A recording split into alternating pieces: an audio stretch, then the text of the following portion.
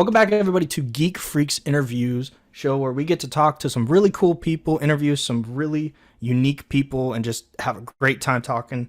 I'm here with somebody I met at the Capital Creative Show, Daniel Owens, who is the creator of Symphonic Spheres, a brand new game being developed. Daniel, how you doing today? Doing pretty well, man. Thanks for having me here. No, we're excited to have you. It was a really cool opportunity to come and meet you because you were like, what, a booth down from us? And your screen was literally facing us the whole time. And so if you listen to our previous episodes about the showcase, we do talk about your game a little bit because we could see it while people were playing it. So it was really cool. So Daniel, like, what got you into it? Like, what started your game development path? Like, kind of tell us a little bit about you. Totally. Yeah. Yeah. I loved hearing you guys chat up the game a little bit at the event too. That was pretty fun to be like, oh man, okay, great. But yeah, basically, I'm a musician through and through. Okay. I'm full degrees in trombone and studying music and composition, and have been switching over for the past, I could say, a year and a half to both composition specifically and getting into the game world. Kind of I played Hyper Light Drifter and really kind of was like, oh, you get to be all kinds of people that you want to be, and really decided to pursue it. And so I've been doing that for about a year, and ended up been doing some game jams and whatnot. And as an audio person, there are some opportunities to do some stuff, but as a creative person also, like, the jams are only so satiating, and wanted to get something to write music for and do some sound design for it. I ended up with the idea for a game. I had met somebody, Megan Carnes, who's a game dev and composer at GDC, and I kind of just something clicked in my brain after talking to her, just to see like composer slash game dev on her name tag was just like oh wait, that can happen, you could do that, like, Yeah. that's rad. Okay, cool. And then You're like, that's a thing? yeah, and then I pitched my idea, that I had been kind of rolling around for fun, like literally just on paper with no intention to make it at all, really, to the Sacramento development group, and it got voted as one of the ones for the, like, progressive game jam, and that was a little bit over 3 months ago now. Wow, so a little bit of quite a creative process through a 3 month span, like just going from having it on paper to having a prototype out at the showcase. Like, it's like it's an like, for me personally, I thought it was really impressive for 3 months of work. Like, that was really impressive to just see it and like kind of get into your head about it. But I didn't even know your musician background. Like, I knew you were into music, but knowing specifically that you have degrees, you have like all this stuff in it. So it's something unique that I think not a lot of game developers have. I mean, thinking of like music games offhand, like Rock Band or Guitar Hero, those are really more music geared, games. Whereas your game, it almost seems like it's music inspired versus actual, like, you're holding a physical instrument and playing and doing that stuff. So Excellent. with Thank you your so much. yeah, like, it was really cool to kind of just bounce that, and just see that, and like, wow, there's such musical inspiration, because like, I'm not a big music person at all. Like, I played the drums in middle school. That was about as far as I went musically. But it's cool to see that inspiration. Like, a lot of the games that I play, one of the big factors I really like is the music good, because that's what you're going to be listening to a lot, minus sound effects and voice acting. For sure. That's like one of the bigger things. So something that I kind of want to go with is like, what music inspired you to make this game? Was it just like you had a piece of music you were playing and you were like, oh, this would fit really good with this game? Or like, what what two pieces came together to create Symphonic Spears? Sure. Yeah. Where to start? I think initially, like, I think you and I talked about it a little bit of exactly that idea that video games, music in video games, or video games that are musical are Yeah. very down a couple paths. Yeah. There's And there's not a lot in that where, like, Guitar Hero and Rock Band are the two that come to mind, but yeah. I feel like there are a lot others that are more music geared, whereas yours is more music inspired. Yeah, yeah, and I love that you said that too, because it really was kind of in looking for stuff to write music for, and having learned enough sound design that I can kind of get footsteps in and do some stuff. I have always kind of been I've always avoided a lot of the music video games because they're so much my wheelhouse. And it's like I remember being in college in the dorms, and my friends had me play Rock Band, or it was like Guitar Hero, and Yeah. they were like, "You're good at this." I was like, "I'm majoring in music." Like, yeah, I'm. You should be Guys, good like, come on. They're like 4 buttons. I'm like play classical trombone. Like, Yeah. It's like, come on, this is nothing. They think they can play the guitar after that too. It's like, yeah, and it's like and like there's so much merit in it, and like the idea that like people love it, and there are so many people that have not only learned about certain genres of music and bands that they've come to love, but also like there is some basis of rhythm and different aspects that can turn into get you on your way to be playing a musical instrument without a video game. I just found that like so much of even like musical puzzles and puzzle games and whatnot just always kind of end up with a like, here is musical manuscript, or Yeah. like, this is a piano keyboard. okay. And I'm a huge puzzle game fan. I played Myst with my mom growing up. Like, The Witness is one of my favorite games and a huge Yeah. inspiration for this game. And like, I was trying to come at it from the idea that like, or what came to me was trying to have it be musical and allow a step away from notation and Yeah. like, oh, I'm reading music now, because music really actually is just the sound. Yeah. Like, that's the thing that's happening. And so to get away from the written, like, oh, I'm writing down the notated music, and Yeah. getting to instead make music and have you engage your ears in the way that being a musician demands, kind of helps. So it's like getting into the brain of a musician.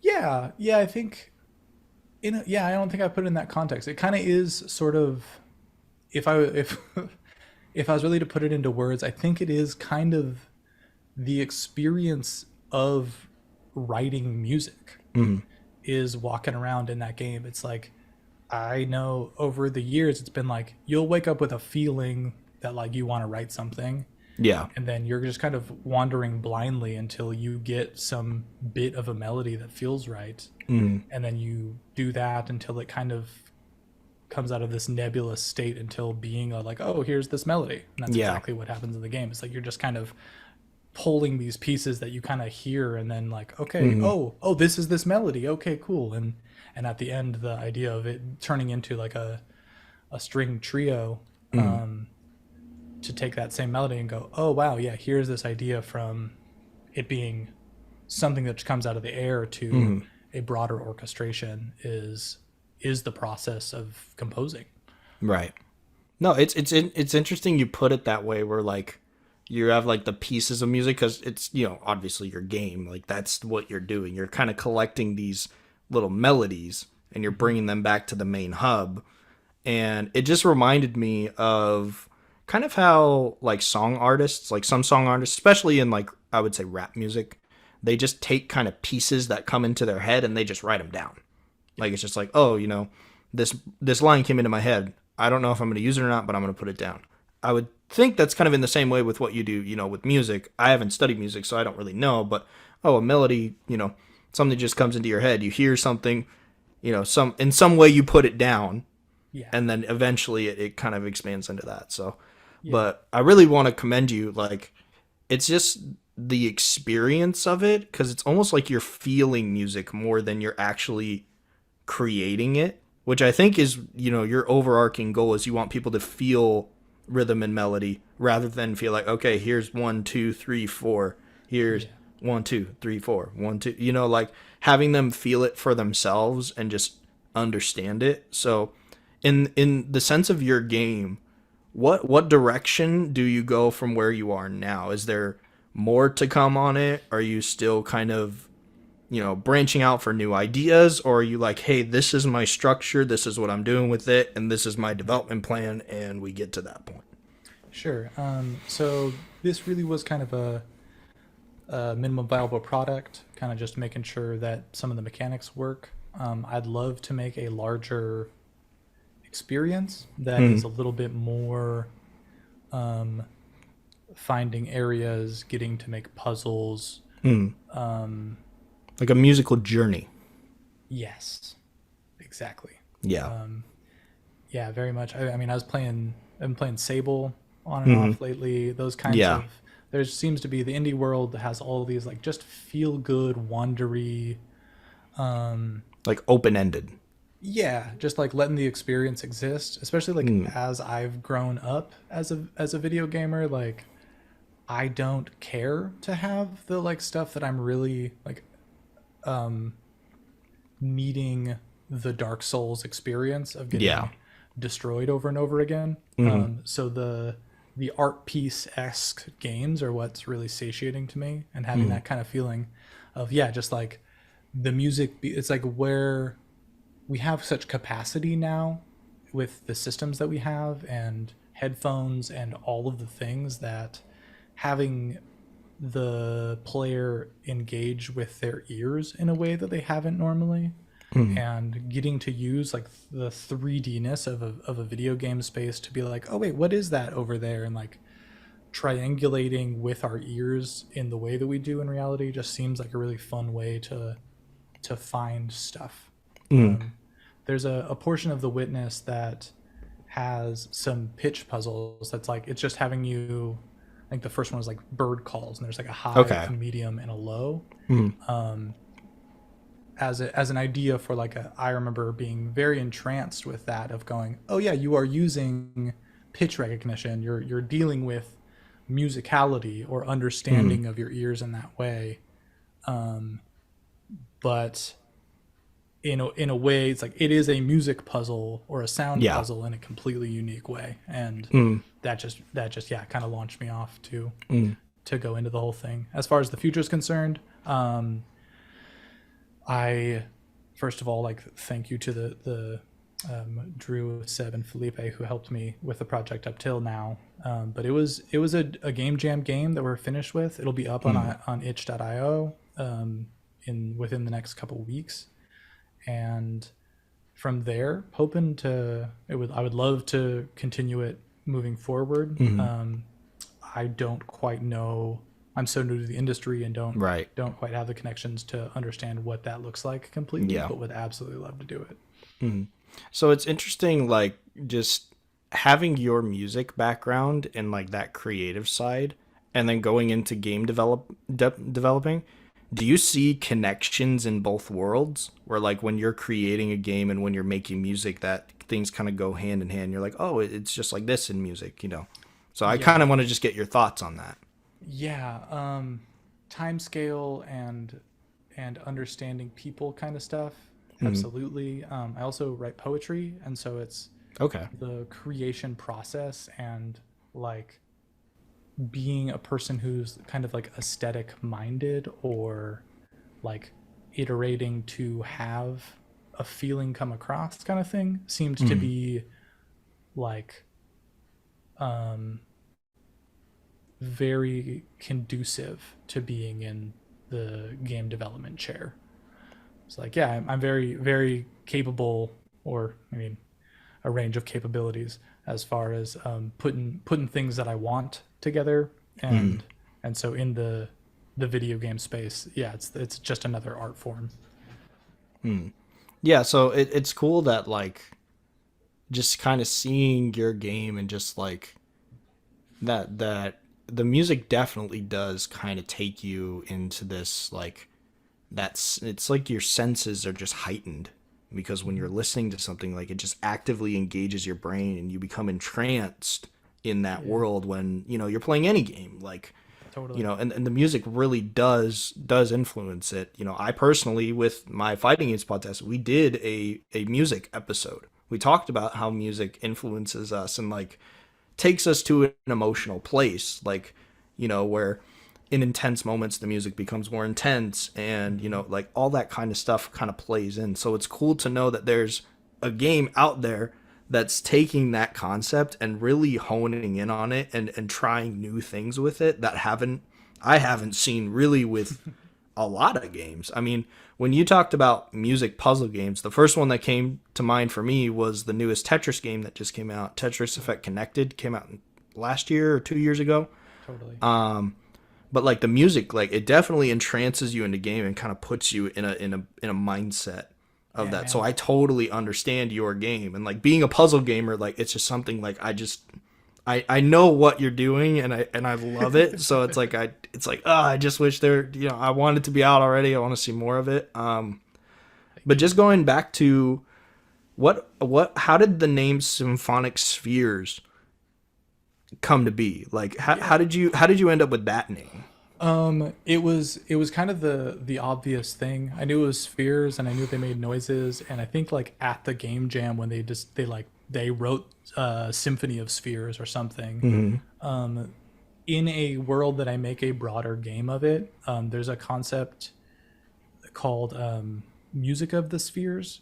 That would Okay. be the obvious extension for this. That's like in my big plans of like having to go cut away stuff every week or two to be like it's a game Yeah. jam game, it's a game jam game. I had to throw a Yeah. lot of this stuff out, but the Music of the Spheres is like do like the ancient Greeks figured out that these ratios based off of the like orbits of the planets have these certain repetitions that basically give you melodies Okay. out of the different planets. Right. So I want to like orchestrate for that and have spheres for each planet kind of thing. Okay. And so Symphonic Spheres kind of came about as leaving that title for the the game that I'd want to make for that title. And symphonic spheres being like the spheres are just circles, and spheres are something that's always been important to me. It's like worshiping the seasons and the Yeah. planet and all these different things that also ends up being a pretty big aspect of the game as it exists. Yeah, it just kind of fell in and felt right. Okay. So there's inspiration behind that through, that theory and all that kind of stuff. Speaking of motivation, you said that you are previously a gamer. You still are a gamer, I would hope. Yeah. But so I know you listed a couple games that kind of inspired you, but is there kind of that main one that's like, man, this game really took a hold of me and really kind of pushed me to want to create my own game, or is it kind of just a mixture of a lot of games? Is there any like in mind you can think of? It's such a funny thing, man. It's like I kind of in falling into this career lately, like the last couple of years, kind of looked back at my life, and I took like 5 or 7 years off of gaming, but I grew up on original Nintendo and Genesis and Xbox, and then like came back and was like, oh yeah, like I missed Portal, and like oh yeah, I missed like BioShock, and like when I got a laptop that could game, I like busted through a bunch of titles that I was Yeah. just aware of. But like man, it's been everything from like I like I sat down in high school and level for level beat Mario 1. And that was like Okay. a like pin of pride on Yeah. myself even at the time. But like everything my brother and his best friend like and I would play Mortal Kombat all the time, but it's been everything for like I grew up near I'm in Elk Grove. And so outside of Sacramento being like not a lot of people nearby. We're like on 10 acres out here, so it was just like there was a lot of time. Mhm. And so I would just kind of, that was just the thing. And like as I developed more in music, it was always just this separate thing. And then more recently it's come together as like, oh wait, I guess this is a real thing that could happen. It just like never really occurred to me. I was always just like, oh, Mhm. music is, I'm doing music and blah blah blah. And then Right. kind of in the last couple of years, it just broadsided me. I like literally picked up, it was Hyperlight Drifter and The Witness. I Okay. just like was like, I'm in, I'm down. Yeah. I really love where the possibilities of like, even like Super Meat Boy is just such a like seeing what the indie like the breaking open Mhm. that the indie scene has done to be able to give just the weirdest games. Like there's no way like I Am Bread should be a game at all, But it is. and it is, and it's so good, and it's Yeah. such a silly like there's just so much stuff. So like it takes it from all sides. I think I just finally like a bud of mine played through, like I saw him playing The Last of Us Okay. and was like, "What is this?" Like, and sat down and played it in his room when he was gone. He was like, "Yeah, Yeah. go for it, man." So I kind of just got hooked back in, and it didn't really occur to me until I was already like trying to figure out some of the technologies. I took Mm. an audio engineer or a game audio class at SF State, and immediately was like, oh no, because I was like, what does this do and why does this? But like, it's like, oh yeah, and like we were just in Unity, and I was asking all these questions. The teacher's like, don't worry about it, don't worry about it. It's like just add these sound files and be done with the class. And I'm like changing fonts and like double checking Yeah. trying to understand the lighting map. And I'm like, I Mhm. just have enough ADHD that I'm like, what is all this stuff? Like, I don't want to be in here and not Yeah. understand anything. Mhm. And so, yeah, it just kind of all snowballed into like from just kind of Right. having knowledge from playing over the years and wanting to like once you're in the actual software that all this stuff's getting made, you're like, oh, cool. Oh, this is Yeah. just like a place that you can go and like make this stuff. Okay, rad. Yeah. No, it's super interesting to like have gone to the show and like seen yours and a couple of the other, developers around you guys and just kind of see how different everything is, even though you guys create under somewhat of the same platform. I know there's Sure. different types of software that people use, so the engines run differently and all that, but Mm-hmm. it's cool to see that like it's so different. There's Yeah. no two games that look exactly alike. But speaking to, what else motivated you, is there a specific type of music that inspired the music in the game, like from an artist of some sort, or was it just kind of it came to Sure. be? Yeah. So like I've done everything from jazz to classical to funk to hip hop to Mm, salsa to I like go on that list for a yeah. while. I've played everything I can get my hands on. Um, and when going into the like you were touching on the idea of like the that like space of like puzzle brain quiet Yeah. like that Mm, zen that happens um between that and like the like music of the spheres kind of thing. Gustav yep. Holst is a classical composer who wrote this thing called the planets, and Okay. like so I like took some very very basic inspiration there, but it was um his works are just they're masterpieces. But Mm, going back to some of that source material and going like, oh yeah, okay, um how do I capture this feeling? right. um and I, in playing with sound design and like even in the short time period that I went, I think just the spheres that you overhear from a distance went through like I think I did like 4 or 5 different iterations before I found the one that I was like, okay, cool, this will be okay for now. So Mm, it kind of just all I like pulled from a lot of different places, a lot of classical music inevitably yeah. for just the sense of the place and Mm, grandeur kind of feeling. Um, and then it all sort of ended up just kind of making making sense once the space was there. Because even I couldn't even start writing the music until there were like trees on the ground, and that right. was like it was like a week and a half before or a week before the event. Right. So I like literally wrote that melody and got to orchestrate it over the course of like a couple days while figuring out the rest of the thing. But sometimes I feel like in those cases, sometimes the best stuff comes out of that pressure Yeah. because you're Yeah. really pushing yourself and you're really, wanting to create something unique, and your brain just kind of digs deeper. Yeah. So And you don't get to say no.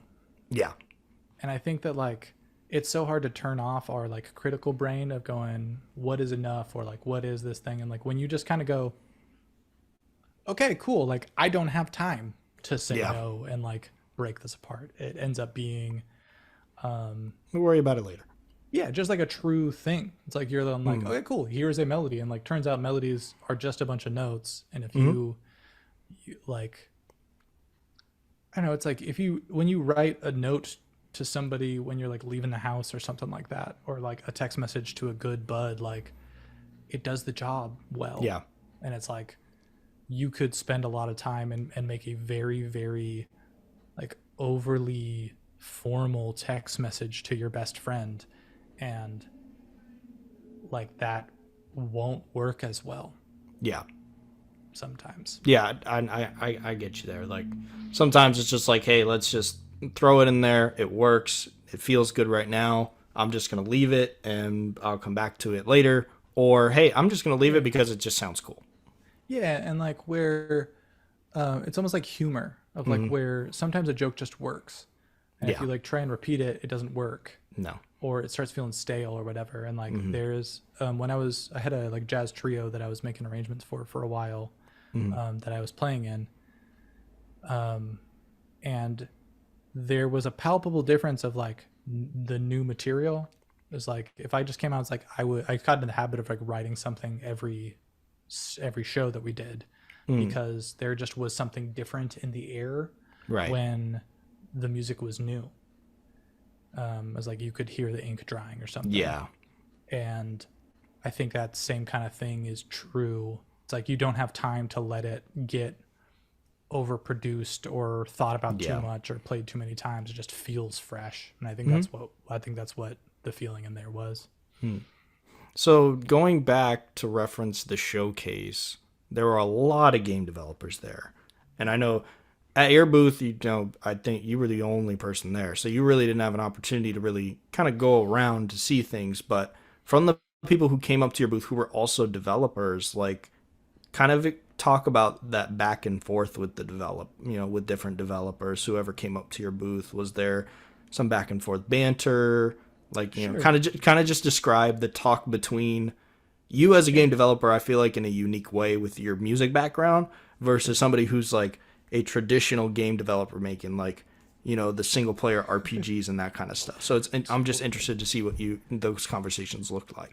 Everyone is super nice, man. Like the game world seems like it's full of people being chill. I mean, coming from the music world, especially classical, like people can just get vibey, or like Yeah. you can deal with a lot of unchecked egos out of people being lucky more than anything else. Right. And so it's nice to be around other introverts who are like also nerds, and like Yeah. just being like, sure, dude, we're all just here to play some games. And like, I thought I was just overwhelmed with how positive everybody was about it. The other devs, like, the players across the board, it was so fascinating to like watch someone play something that you made and then see them as a person. Like some people like you sat down and were like, okay, cool. And like chopping it up with me while playing, and also like getting into the thing and like getting lost in the game a little bit, and then like backing up and having conversation still. And then other people just like try and break the game. Yeah. And like you're like, what are you okay, like Yep. I get like that's an option, like sure. But the devs by and large were super that was like some random kids coming in and trying to like figure out if they could get out of the Do like an expected out of bounds map thing kind or of so. thing. Yeah. But the games are super nice. I had some guys like throw some stuff out there, bounce ideas, like the stuff, have some thoughts. I was really happy with the positivity from it, like I said, but also it was like especially because that game, I feel specifically, is the least like that space was like the least like positive place for that kind of game to Yeah. be. It's like, hey, here speedrun this walking game that you're listening really Right. closely in the midst of Yeah. like this big hallway full of people. Hmm. So the fact that anybody got it and got hooked into it and were having a good time and playing through it all the way, I was just overjoyed. And everybody was, yeah, just like I said, super stoked about it. It was great. It's just, yeah, it's really cool. Like, I even like with our, our 2 episodes that we had, because we wanted to interview everybody, but with time constraints, and you were the only person at your booth, so like it's kind Yeah. of tough to get you to come over when you're the only person there. But it was cool to talk to the other game developers about their games and kind of see how they bounced ideas off of each other, and just how, like, everybody like had constructive criticism within the game that wasn't hurtful criticism, but it was something that, like, oh, I haven't thought of it like that. Yeah, And I think we had a couple of like kind of back and forths where for sure. we were talking about your game, and it's like, for someone like me who's huge into puzzle games and that kind of stuff, and just who gets entranced by game music, like when I'm working on podcast stuff, coming up with episodes ideas, I got music playing in the background, all different types of gaming music, and it just gets you into this, like, the words, I mean, the terminology I know is called the Tetris effect. Yeah. You said was Zen, Zen mode, but for me, like, what I know it as is called the Tetris effect, where you just kind of zone out and you just are so entranced in what you're doing. So I think, just like, I do want to just say, like, I'm really excited to see where you go with it, because I feel like that type of game specifically, it's so open ended. No one has really kind of like taken a headfirst dive into it and just was like, all right, let's see what we can do with audio cues, and understanding pitch and depth perception using your ears, and just knowing all these little things that you don't realize you're doing as a person, like you just aren't conscious of. And then when you have to really train yourself to use that stuff, is just, it's so different of a game that I think it's going to be super cool, whatever direction you decide to take it in, because it's just going to, it's super fun and super interesting. Um, Yeah, I appreciate that so much, man. Yeah, it was definitely the goal of the whole thing being really trying to gamify and like figure out how to just have fun with some of those things. no, it's super cool. Just having a chance to sit down and talk to you, play through it, and ask you questions about the game itself, when, like, when you're sitting down and playing a game, like, you don't get that. Like, I'm Yeah, sitting man. next to the guy who made it, and it's like, I remember I was sitting down next to you, and I'm like, okay, is this a thing? Is this a thing? Like, Yeah. I was just so, like, I don't want to, like, I want to get through it in the intent, not the intended way, but, because your playthrough is so, like, you're playing it for your game specifically, it's just so open ended. Like, there's no roadmap. It's like you're put down, and it's like, go, like, just go explore. And it's like, it scratches that itch of an exploration game with something like, I feel like Skyrim, Breath of the Wild, like, Breath of the Wild, you drop in, it's like, all right, go to whatever dungeon. But like with yours, it's like you drop you in, and you see it, like, there's 4 different colored regions, so you go to, you can go to whatever region you want to. That's your choice, and how you go about it. So I feel like all the playthroughs, when someone first picks up the game, it's going to be unique to them because of how open ended it is. And absolutely. And that was exactly the goal. Breath of the Wild is definitely one of the ones that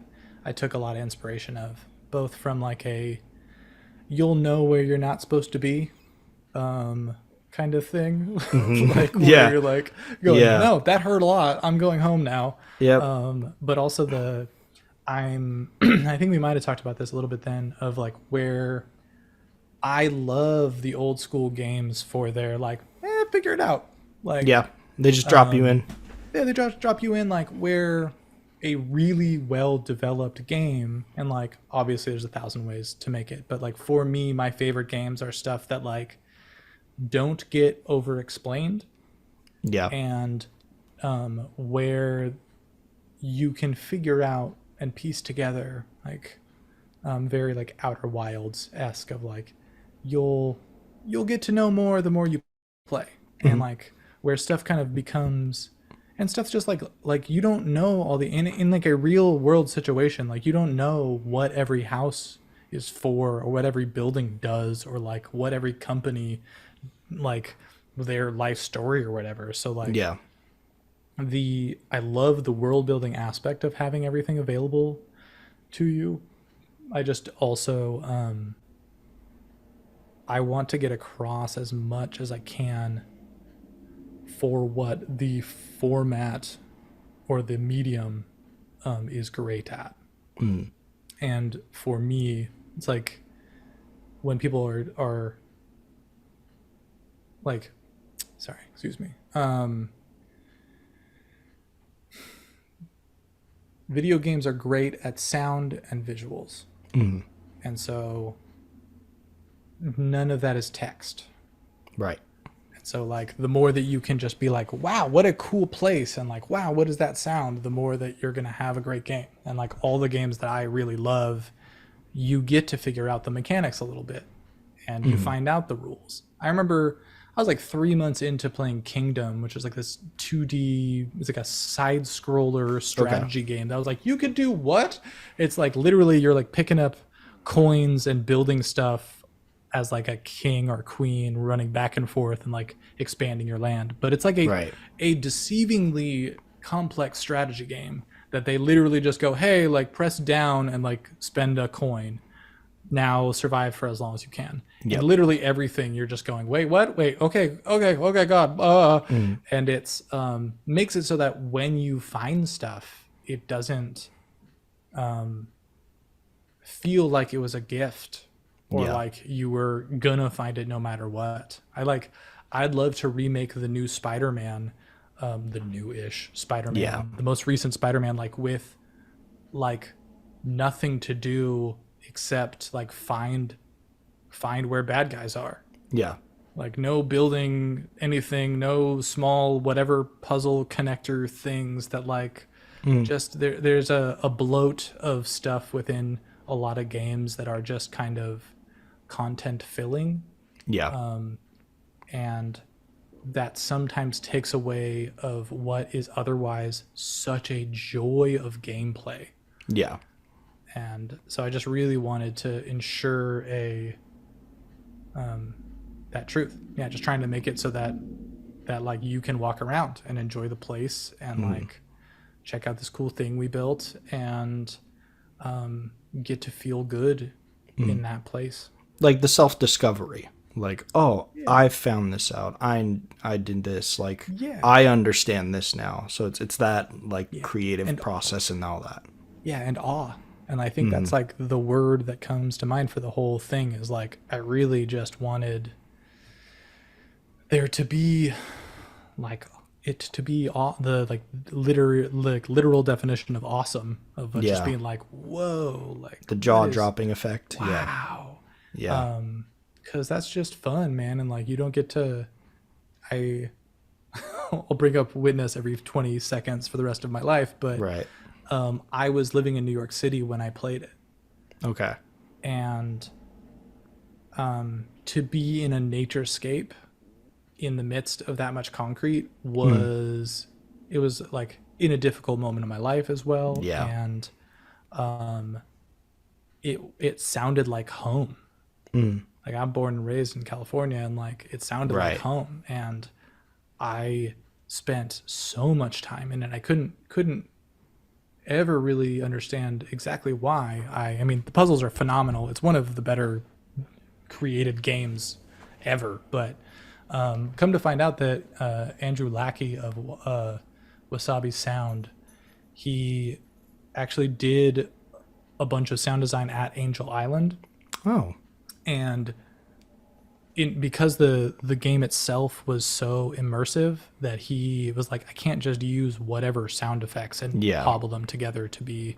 He's like, it's just you walking, and it's just this place. Like there aren't many sounds throughout. So he found a place that happened to be near San Francisco that like had all of the different sounds that he needed, the different like grounds and whatnot. Yeah. And then took all the ambiances and footsteps of the same microphone of the same distance and just like created the sonic space for it all to make sense to you as a coherent whole. And every sound in that game is important.